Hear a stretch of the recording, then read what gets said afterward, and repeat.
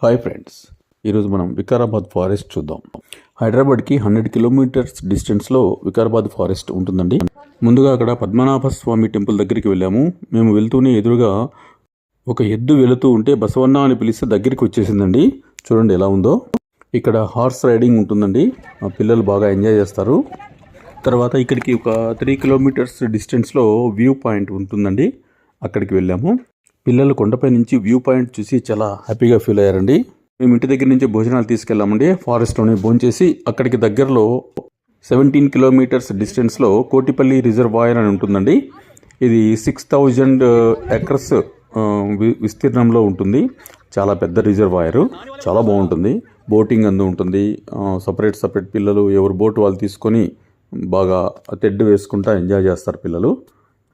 ఒకసారి వీకెండ్ మీరు కూడా వెళ్ళి ట్రై చేయండి. Bye bye. నెక్స్ట్ వీడియోలో మళ్ళీ కలుద్దాం. Thank you.